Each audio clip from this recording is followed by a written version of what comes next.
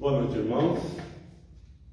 Sejam todos bem-vindos. É um prazer imenso, uma alegria enorme podermos estar aqui novamente junto com vocês.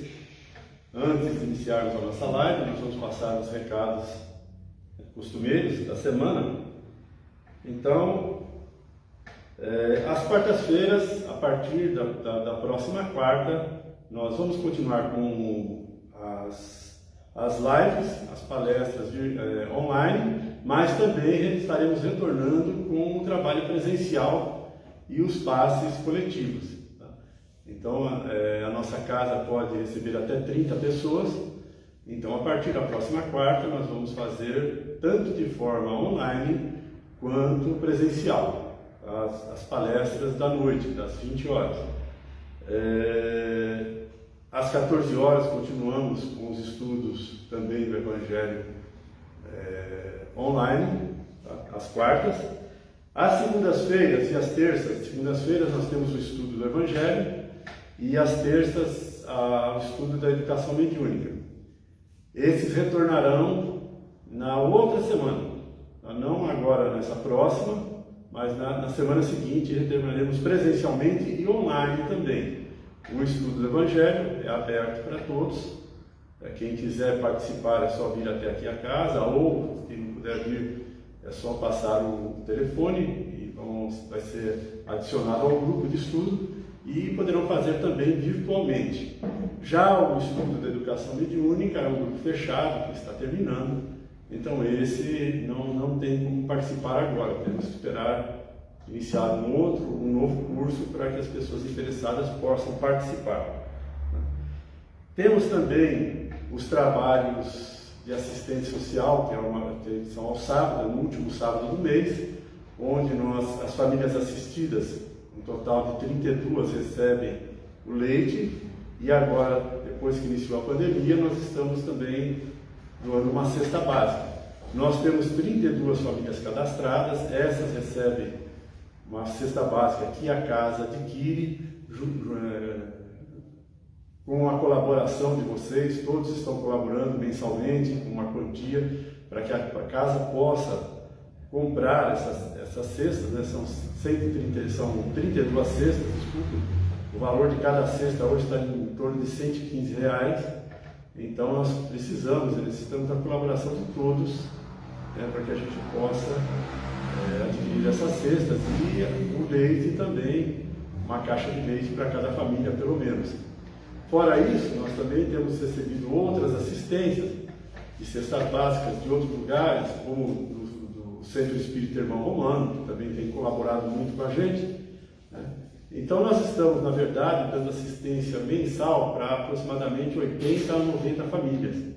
As 32 cadastradas que a casa se responsabiliza, mais as outras que, dependendo da quantidade de cestas que a gente recebe a mais, né, como doação, nós atendemos. Então, estão sendo atendidas aproximadamente 80 a 90 famílias todo mês, né, com cestas básicas.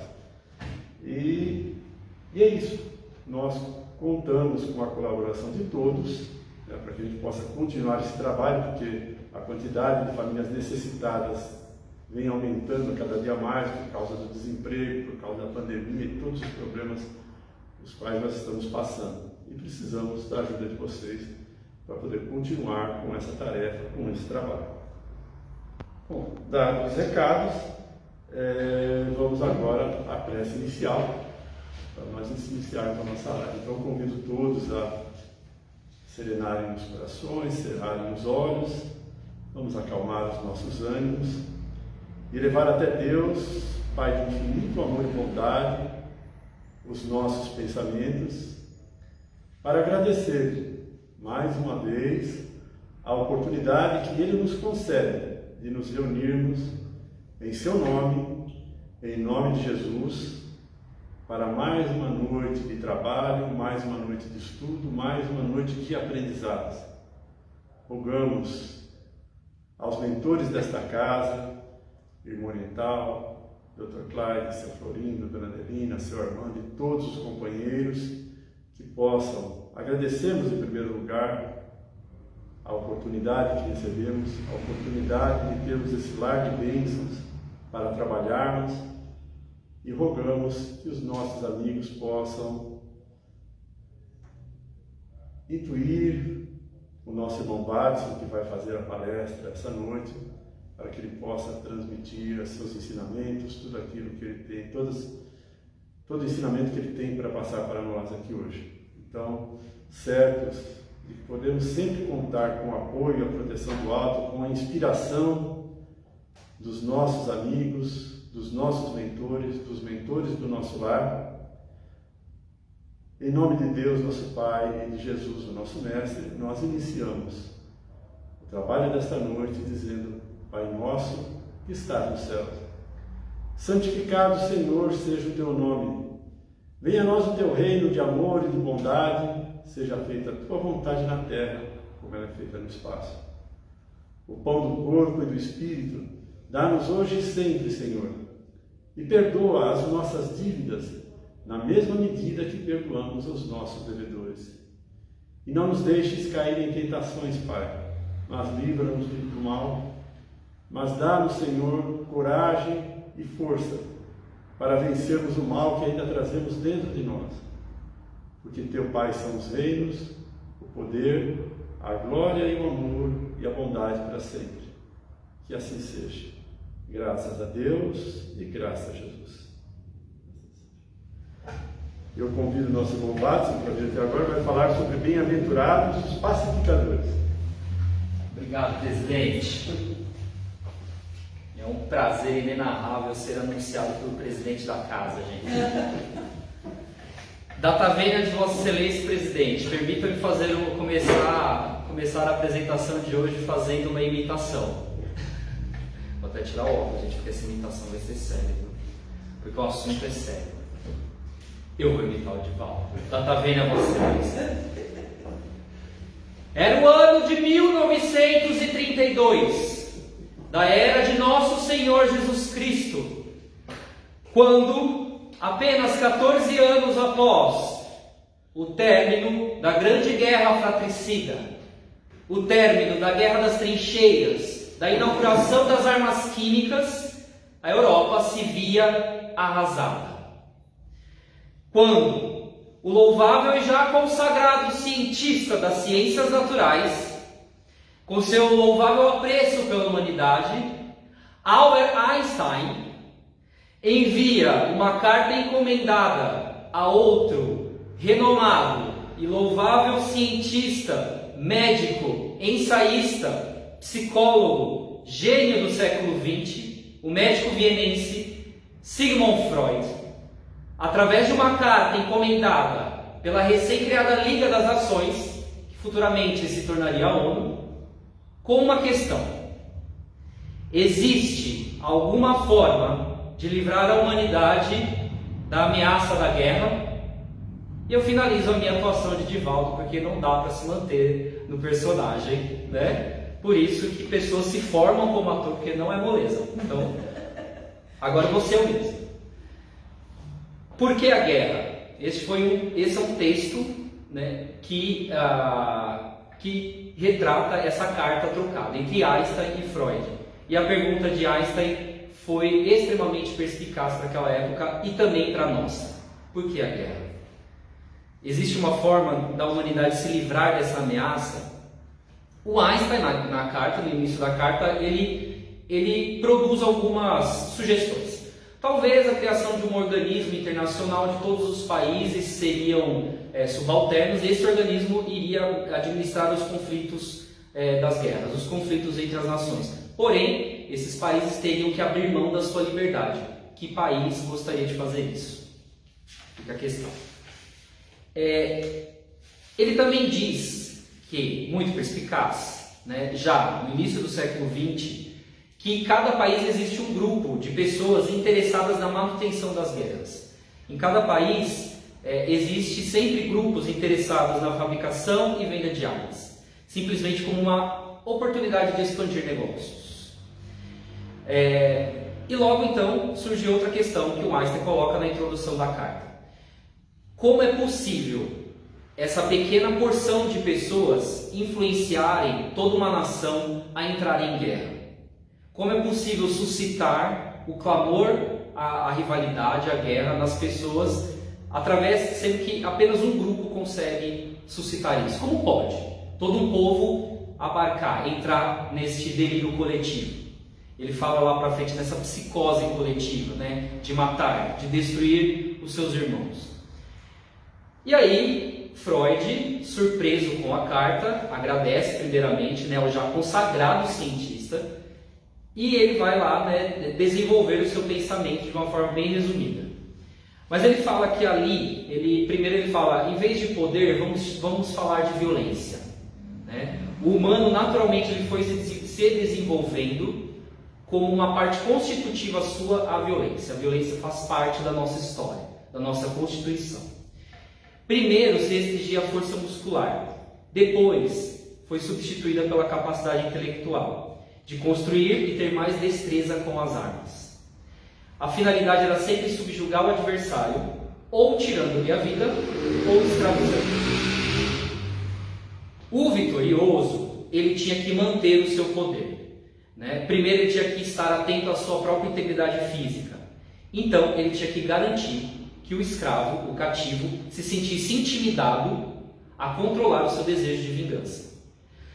Para que essa intimidação se construísse, os poderosos foram construindo suas leis e seus domínios através do simbólico, através da cultura.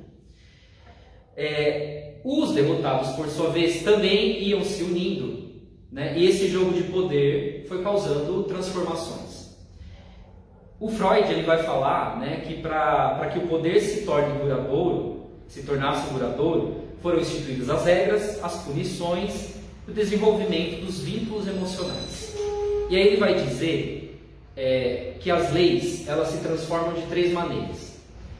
Primeiro, quando o poderoso se julga acima das próprias leis que ele criou. O Deus Sol, um Deus na Terra, eu sou a Constituição. Segundo, pela revolta dos subjugados, quando aqueles que estão sob o poder, eles insurgem, e isso cria revoluções.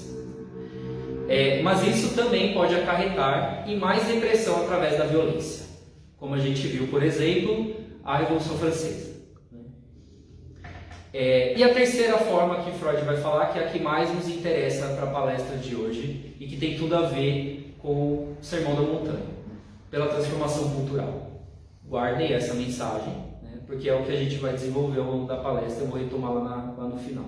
Freud também vai falar que a violência inerente manifesta-se em todos os conflitos e a partir de um processo muito antigo da nossa socialização.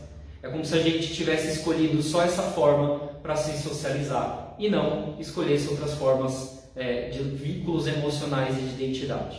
A primeira que a gente escolheu foi a mais próxima do nosso passado animalesco, a violência. E ele fala também, né, que o homem ele é mobilizado por duas pulsões. O instinto é o equivalente a isso que a gente não escolhe, as nossas atitudes vindas da nossa herança biológica.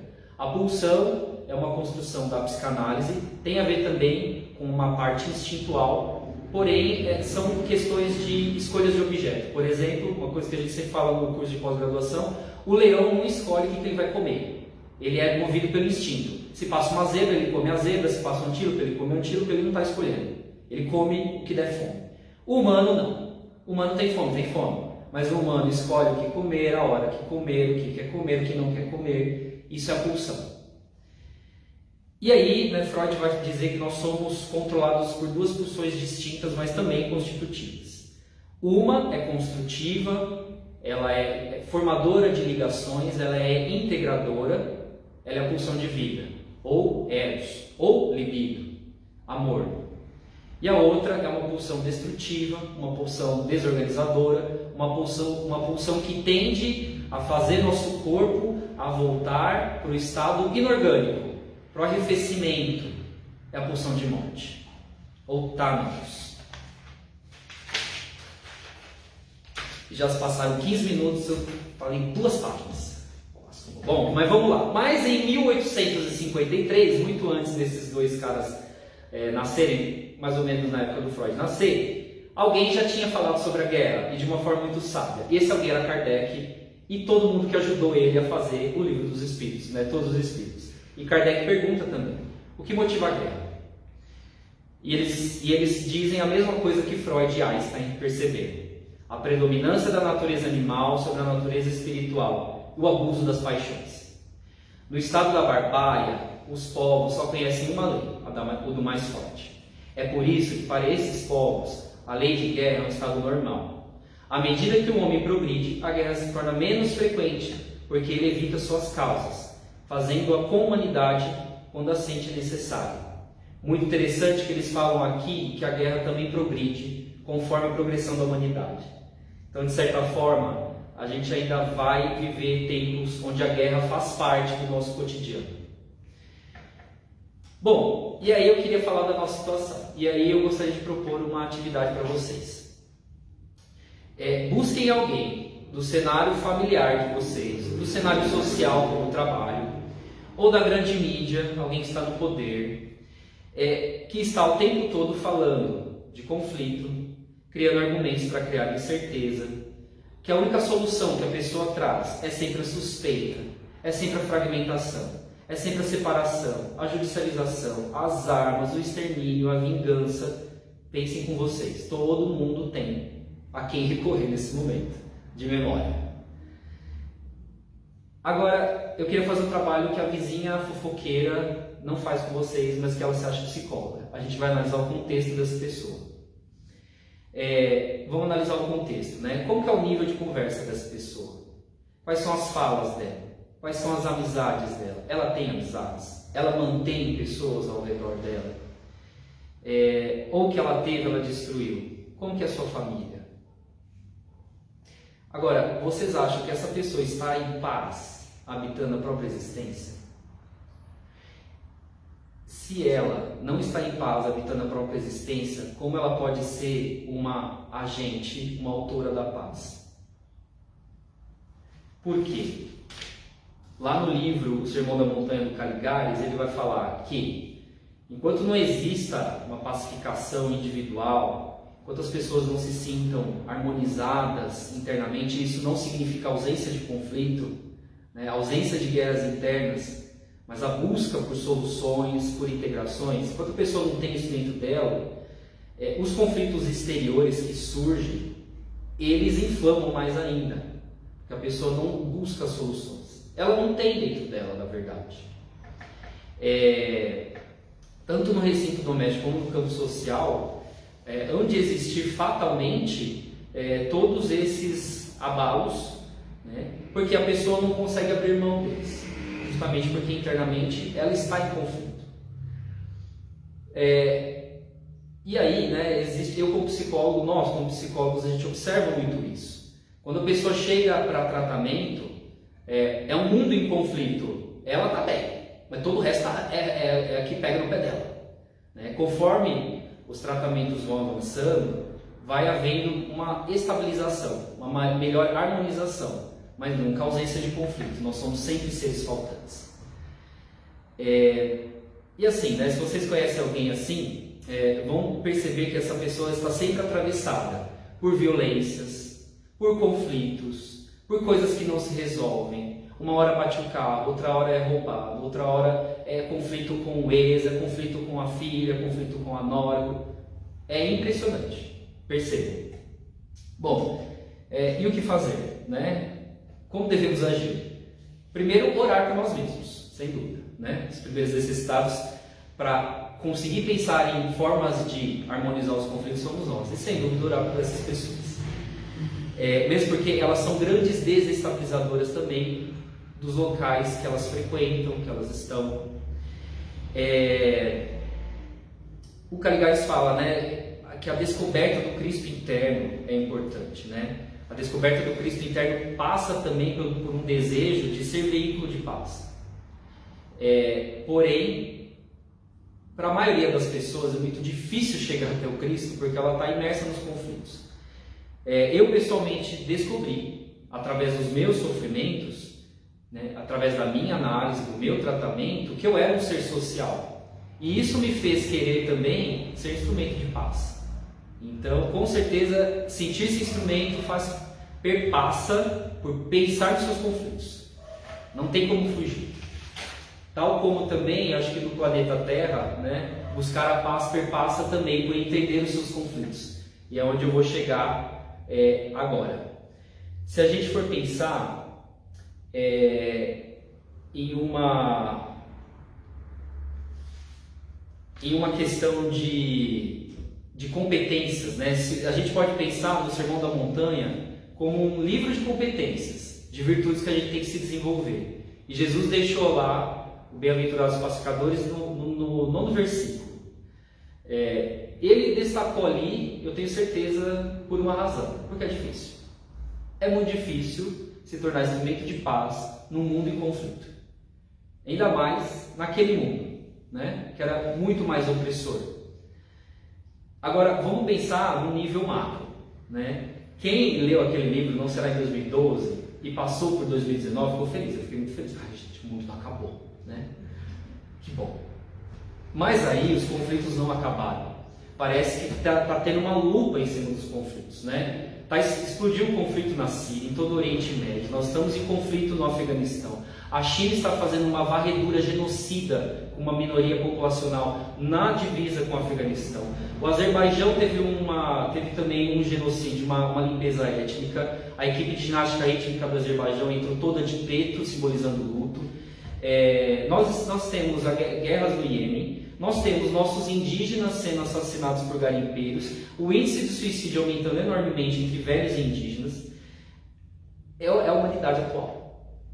Nós temos também, né, saiu os novos índices da violência, onde, no ano de 2015, entre os jovens entre 15 e 29 anos, a chance de um negro ser assassinado era quase 3 vezes superior a mesma faixa etária de jovens brancos. É um país em guerra civil. Índices altíssimos e assustadores. E quando a gente vai pensar então na natureza? Quem ainda sabe que nós estamos no inverno? Pois nós estamos. E hoje deve ter feito o quê? 32 graus? 34 graus em pleno inverno. Ai, que delícia! Nós estamos em guerra com a natureza. Hoje saiu um dado também de que a Amazônia teve um espaço amostral de destruição. A gente não pode falar desmatamento. Desmatamento é simples, é destruição. é equivalente a 3 vezes a cidade de São Paulo. Gente, nós não vemos o final da cidade de São Paulo. Imagina 3 vezes ela. Nós temos a pandemia que a gente ainda está enfrentando, a última grande pandemia desde o HIV. Nós estamos desmatando, secando e atirando fogo cada vez mais, né? Os vírus e os outros fungos estão migrando para essas populações, para as nossas populações. A gente não sabe o que está guardado na floresta e que pode nos atingir. Enfim, parece um mundo em colapso entre a natureza e a humanidade. Parece um mundo em colapso. E dá um certo medo, né? Eu sinto medo. Principalmente porque estávamos no inverno, gente. Não se deveria fazer 34 graus no inverno. Tem alguma coisa errada. Bom, o Einstein naquela carta, ele vai se perguntar: como podem pessoas com inteligência propor a guerra? Defender o conflito? Como pode alguém que pensa defender a guerra e não a paz? Muito astuto. A gente pensava que essa pergunta pararia em 1932, pois ela é extremamente atual depois do 7 de setembro. E o Einstein vai falar: existe um desejo de ódio e destruição latente, uma paixão latente na humanidade. Emerge apenas em circunstâncias anormais. É, contudo, relativamente fácil de despertá-la e elevá-la à potência da psicose. Por que é tão fácil? É isso que ele se questiona. E como pode um pequeno grupo controlar toda uma massa a favor da morte, a favor do fratricídio? E aí ele também diz uma coisa muito inteligente, muito interessante. Essa chamada inteligência, acho que veio do latim, a mais inclinada a ceder a desastrosas sugestões coletivas. Os poderosos estão sempre dispostos então destrói tudo. Já que o intelectual, ele vive muito longe do lado rude da vida, porque ele encontra na sua forma mais sintética, através das palavras impressas, das páginas impressas. Então, o que ele fala aí, né? Esse grupo poderoso, ele está sempre muito longe da realidade da vida. Ele vê tudo nos jornais. Então, para ele é fácil dar uma sugestão rápida de destruição. E o que o livro dos Espíritos fala nesse sentido? O que devemos pensar daquele que suscita a guerra para o seu proveito? Grande culpado é esse, e lhe serão necessárias muitas existências para expiar todas as mortes de que seja responsável, pois responderá por todos os homens cujo assassinato tenha causado para satisfazer a sua missão. E algum dia a guerra desaparecerá da face da terra? Sim, ai que alívio. Ufa, vai dar certo. Então a gente tem medo por um lado, mas por outro lado tem muita esperança, e a gente tem que ter confiança em Deus. E confiança na raça humana também. Estamos aqui lutando para ser o contrário. Estamos aqui lutando para ser pacificadores, e não para para incinerar mais a guerra e o conflito. E sim, quando os homens compreenderem a justiça e praticarem a lei de Deus. Nessa época, todos os povos serão irmãos. Bom, e aí a pergunta, né? Como fazer para que a humanidade chegue neste ponto? O que a gente pode fazer para que não sejamos os incitadores da discórdia, dos conflitos, da judicialização, das armas? O que fazer? E aí nós temos o que fazer, que Jesus presenteou a gente exatamente nesse livro de Mateus, com o código de conduta do Sermão da Montanha. Bem-aventurados os mansos, porque eles herdarão a terra. Bem-aventurados os que têm fome e sede de justiça, porque eles serão fartos. Bem-aventurados os misericordiosos, porque eles alcançarão a misericórdia. Bem-aventurados os limpos de coração, porque eles verão a Deus. E bem-aventurados os pacificadores, porque eles serão chamados filhos de Deus. Bom, eu estou morrendo de sede. Tá aqui. Espera aí, gente, já volto.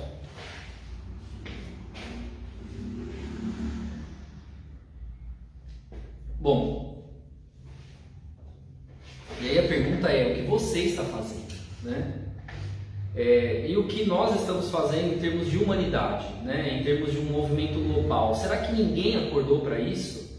Né? Será que ninguém está atento a essa necessidade de que nós temos que ser agentes da paz, não apenas pacifistas, aquele que gosta da paz? Não.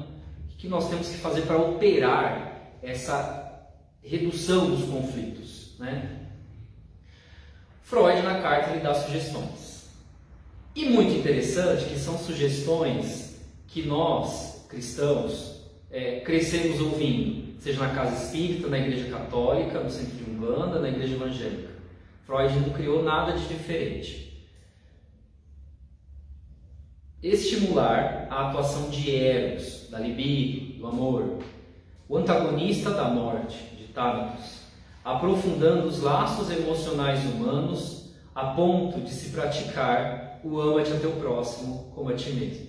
Vejam, um cientista, médico, moderno, dentro do império da razão, dizendo que a solução é a construção de sensações de comunidade, de sensações de identificação emocional, porque só assim a gente vai conseguir praticar o ame o teu próximo como a ti mesmo e frear, dar um pouco de contenção às pulsões de morte que todo mundo carrega, motivando a identificação que aproxima os homens e gera comunhão, que cria comunidades, o compartilhamento. Ele diz que deve-se dar atenção aos líderes natos, mas trabalhando dentro desta ótica da construção de comunidades, né, da construção de identificações emocionais. Há que se punir, sim, os crimes contra a humanidade por ação e reação. E após o grande holocausto, né, nós tivemos a criação dos tribunais humanitários, do Tribunal de Nuremberg. E não importa que lado parta, os crimes contra a humanidade podem vir de qualquer lado. Para educar o princípio de morte e criar oportunidades de Thanatos, a morte, de adiar o seu gozo. Porque quando existe a morte, ou quando existe o gozo através do prazer, existe a atuação da pulsão de morte, porque ela tende a nos levar ao arrefecimento da máquina. E também, né, criar condições para que haja sublimação dessa pulsão. E estimular a vocação da vida neste planeta. Quando a gente pensa numa Amazônia destruída, a gente não está estimulando a vocação de vida, a gente está estimulando a vocação de consumo. E consumo não é criar vida, consumo é o arrefecimento, é a pulsão de morte. Estimular a vocação da vida do planeta é a gente estar em comunhão com a natureza, mas também com todos os outros humanos. E há que se dar oportunidade a que Eros esteja à frente da morte, né? Que a pulsão de vida esteja à frente da morte e que a morte não se antecipe. A ONU está, né, dentro dessa ótica, já trabalhando há algumas décadas, e desde o ano 2000, né, construiu aí um consenso, né, uma agenda que se chama Agenda de uma Cultura de Paz, né, de amenização dos conflitos, de construção da paz e amenização dos conflitos.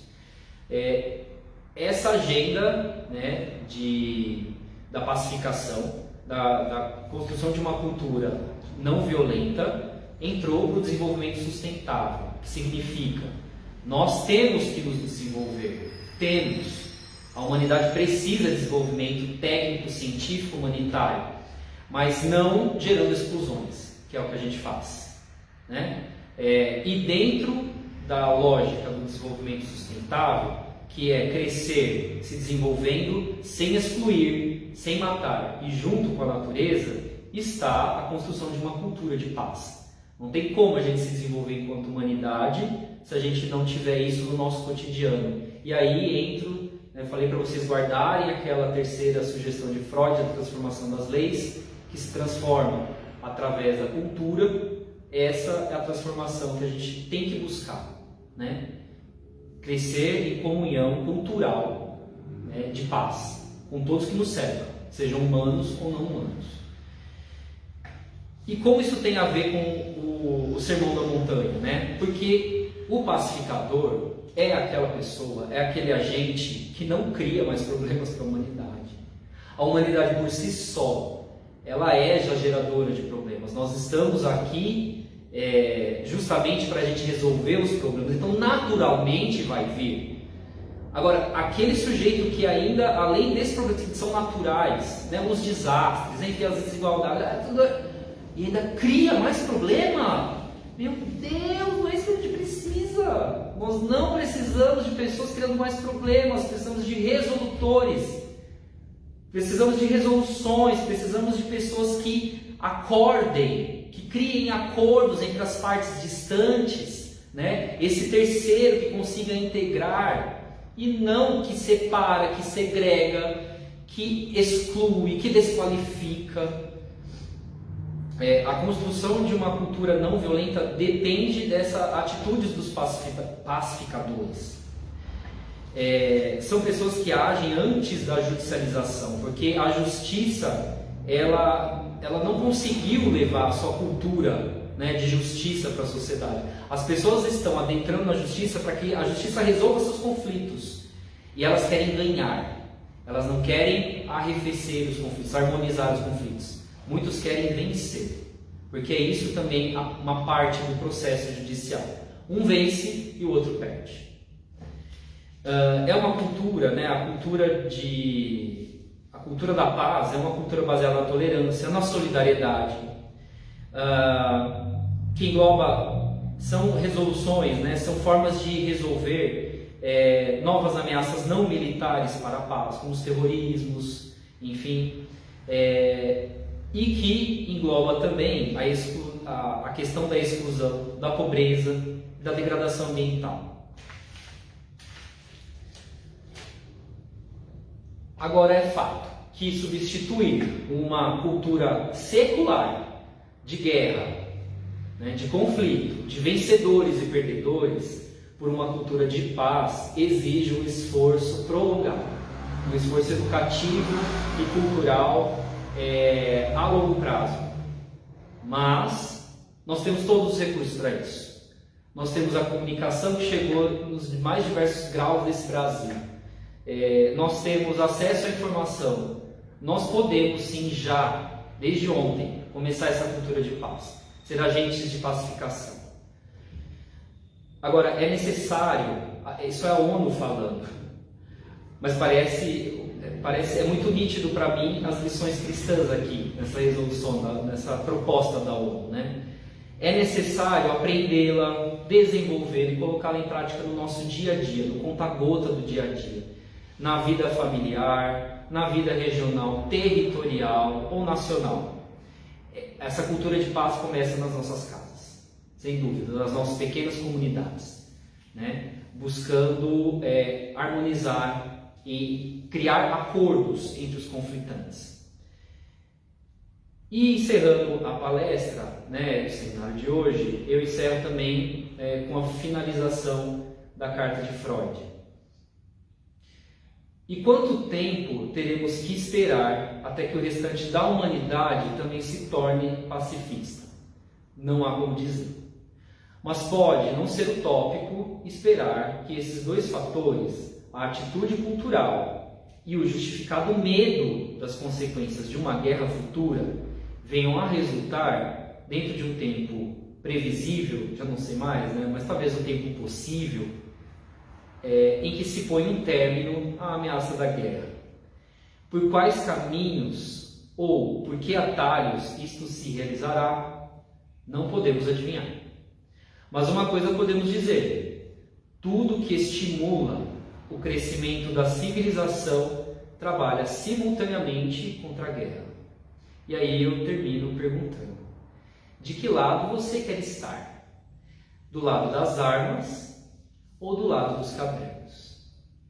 Bem-aventurados os pacificadores, porque eles serão chamados filhos de Deus. Obrigado, senhores. Foi um prazer estar diante desta nobre plateia nesta noite. Obrigado.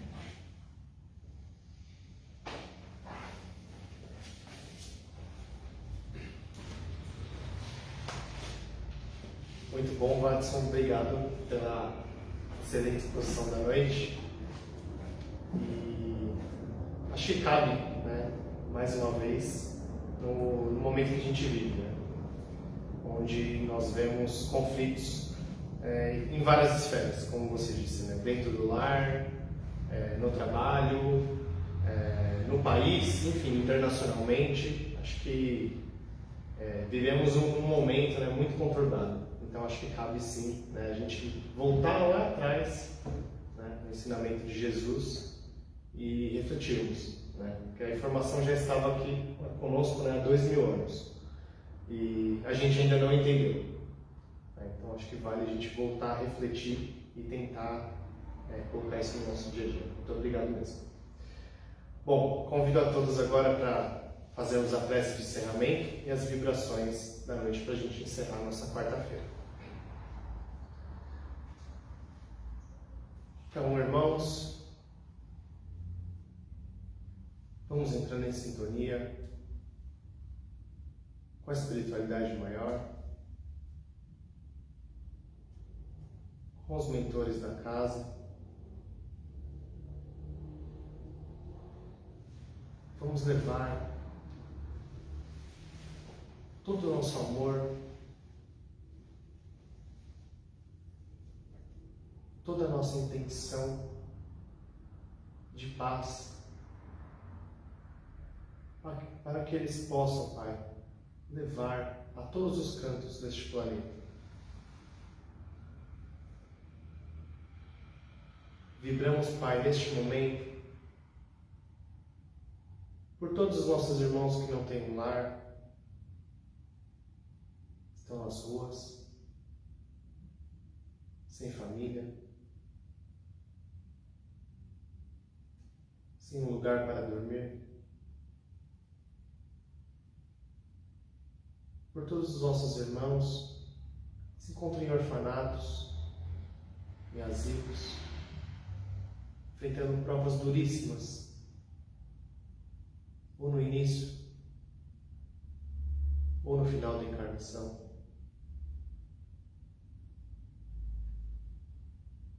Pelos nossos irmãos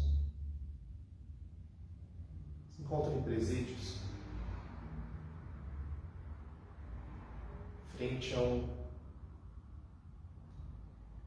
um ambiente totalmente punitivo e não corretivo.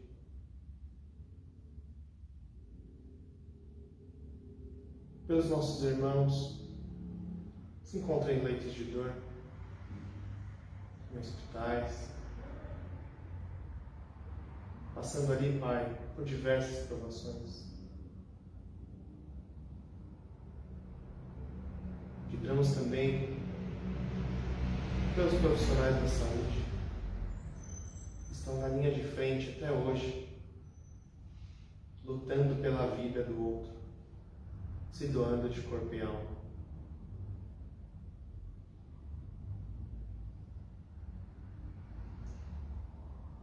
Vibramos, Pai, por todos os governantes do nosso planeta, onde dissemos que eles coloquem o coletivo acima do que eles acreditam, do que eles querem. Só assim é que poderemos atingir a tão desejada paz. Vibramos pelo nosso planeta como um todo, mentalizando luzes claras de paz e harmonia. Assim, Pai, agradecemos por estarmos aqui neste lar de bênçãos, recebendo todo esse auxílio, todo esse amparo, e que possamos sair, Pai, daqui melhores do que entramos. Assim finalizamos essa live da noite, dizendo a oração que o Senhor nos ensinou. Pai nosso que estais nos céus, santificado seja o Senhor o vosso nome. Venha a nós o teu reino de amor e bondade, seja feita a tua vontade sempre acima das nossas, assim na terra como nos céus. O pão nosso de cada dia nos dai hoje sempre, Senhor. Perdoai as nossas dívidas, na medida que perdoamos aqueles que nos devem, Pai. E não nos deixeis cair em tentações, mas livra-nos de todo mal. Pois teus são os reinos, o poder e a glória para todos sempre. Que assim seja, graças a Deus e graças a Jesus. Muito obrigado pela presença de todos. E reforçando mais uma vez, na próxima semana, quarta-feira, a live vai continuar acontecendo de forma online, mas a casa retorna finalmente aos trabalhos presenciais. Então, uma boa noite a todos e até a próxima quarta-feira, se assim Deus permitir.